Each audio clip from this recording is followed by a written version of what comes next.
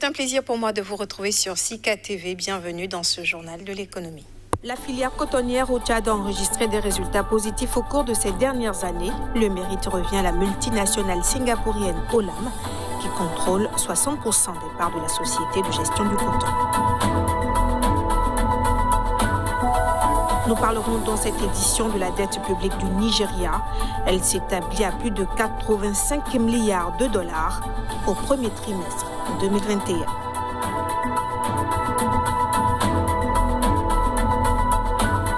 Boris Johnson signe son premier vrai nouvel accord de libre-échange. Le Premier ministre britannique a admis que cet accord a principalement une portée symbolique.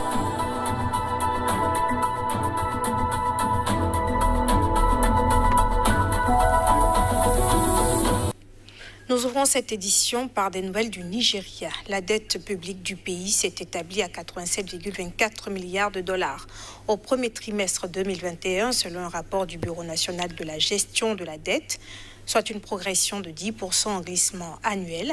Cette évolution s'explique entre autres par les emprunts obligataires contractés par les autorités nigérianes sur le marché local en vue de financer des projets d'infrastructure sur la période. D'ailleurs, le stock est constitué de 62,33% de dette intérieure et de 37,67% de dette extérieure. Au 31 décembre 2020, la dette publique du Nigeria s'élevait à 86 milliards 500 millions de dollars, selon le Bureau national de la gestion de la dette. Au Ghana, les prix des transports en commun ont connu une hausse de 13%, ce depuis le 5 juin dernier. Une hausse qui a affecté les tarifs des minibus interurbains et ceux des longues distances, sans oublier les taxis. L'argument soutenu par les opérateurs du secteur est qu'il s'agit d'une décision qui arrive en vue de s'adapter à la récente augmentation des prix du carburant à la pompe.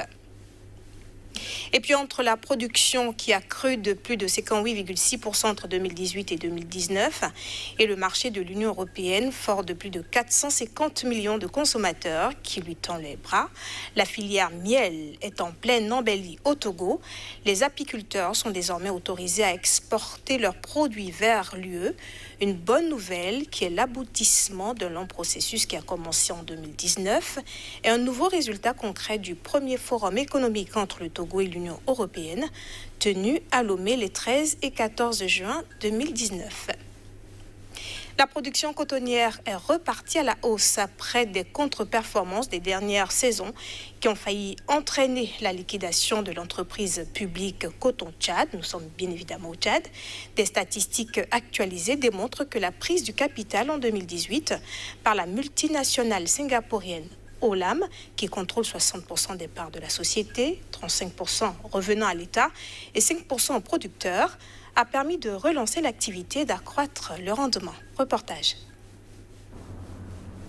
Pour la saison 2020-2021, la production cotonnière au Tchad a atteint 125 000 tonnes contre 116 000 tonnes la saison précédente et 116 000 tonnes il y a 3 ans. Une tendance évolutive qui devrait être confortée à travers l'augmentation des surfaces cultivables et l'amélioration de la distribution des intrants, puisque Coton Tchad table sur une production de 150 000 tonnes au terme de la campagne en cours. Des investissements consentis par le repreneur ont contribué à revoir à la hausse les capacités d'égrenage des usines de Moundou et Pala avec une moyenne annuelle de 150 000 tonnes, tandis que meilleur suivi des producteurs, l'aménagement des infrastructures et l'amélioration de la distribution des intrants ont amélioré les techniques culturales permettant d'augmenter la production. La revalorisation du prix du kilogramme de coton qui est passé de 203 à 227,5 francs CFA lors de la campagne précédente a contribué à remobiliser les producteurs alors qu'on évoque une autre augmentation du prix de kilogramme de coton à 236 francs CFA dès la campagne 2021-2022. Des stratégies expectons qui pourraient permettre au Tchad d'atteindre à l'horizon 2025 une production cotonnière de plus de 200 000 tonnes par an. Nous nous rendons maintenant au Kenya. La mangue est le second fruit le plus cultivé après la banane. Si ces dernières années, la filière a tenté de diversifier ses débouchés au-delà du marché traditionnel européen, cette stratégie reste confrontée à d'importantes difficultés. Vous allez le voir dans ce reportage. Au Kenya, les exportateurs de mangue font face à de nombreux défis logistiques au Moyen-Orient. En effet, ceux-ci doivent expédier la quasi-totalité de leurs marchandises par avion en raison du retard dans l'acheminement depuis le port de Mombasa, une démarche qui renchérit les coûts par rapport à d'autres concurrents privilégiant le fret maritime.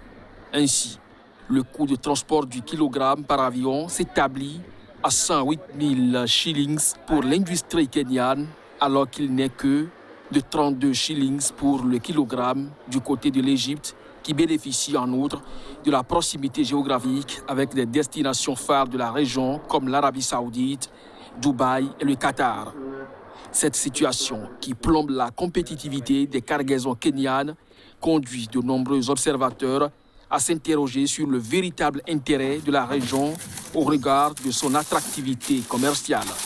Si la stratégie de désertification de la filière mangue vers le Moyen-Orient est salutaire pour limiter la dépendance à l'Union européenne, certains analystes estiment qu'il faut aller au-delà de ce principe.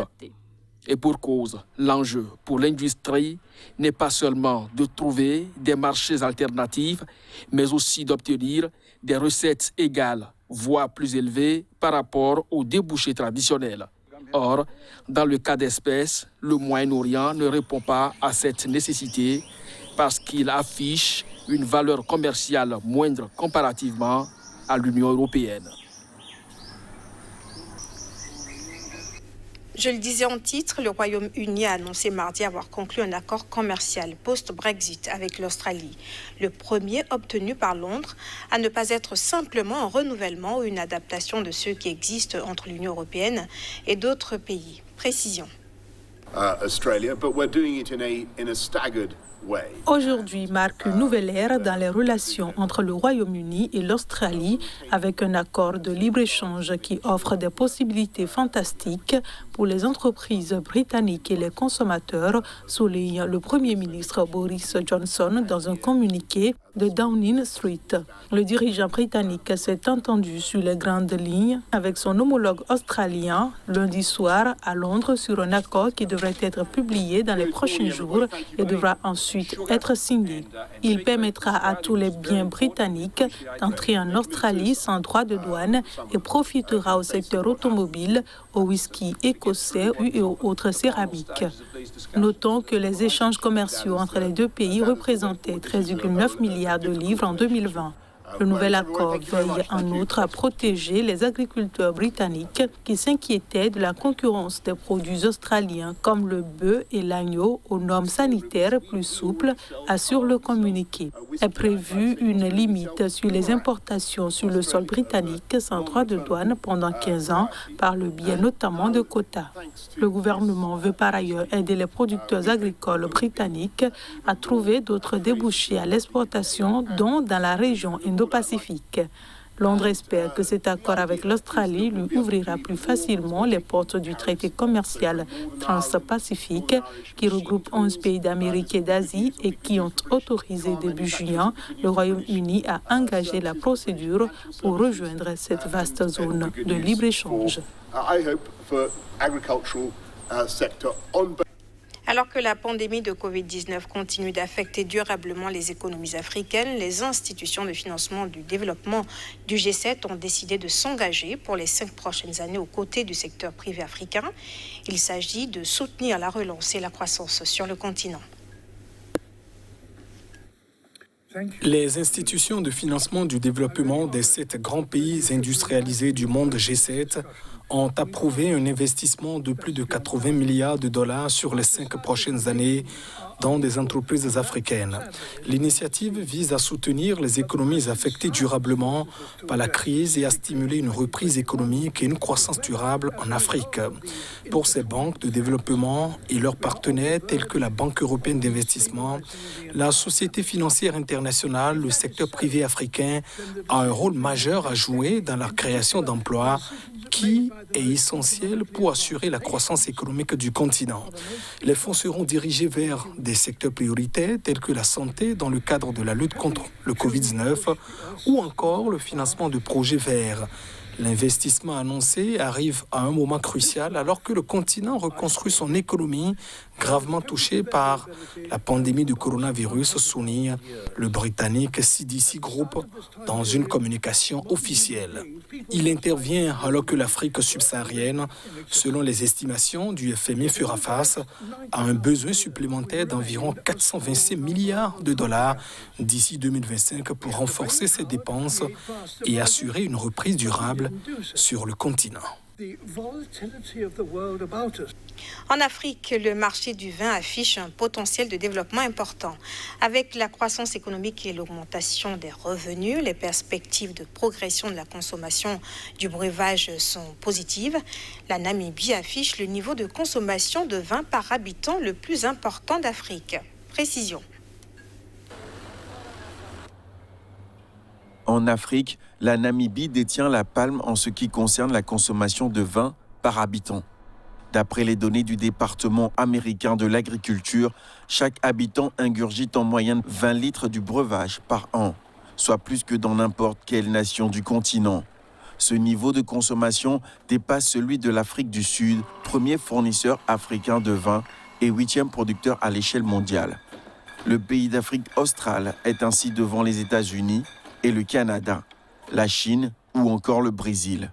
En Namibie, la consommation annuelle de vin avoisine en moyenne les 50 millions de litres, avec la majeure partie de ce stock qui est principalement importé d'Afrique du Sud.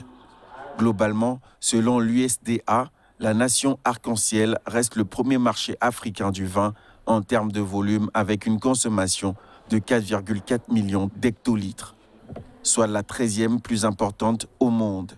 La consommation mondiale de vin est dominée en volume par les États-Unis, la France, l'Italie, l'Allemagne, la Chine, le Royaume-Uni et l'Espagne. Et c'est tout pour cette édition. Merci de l'avoir suivi et bonne suite des programmes sur Sika TV.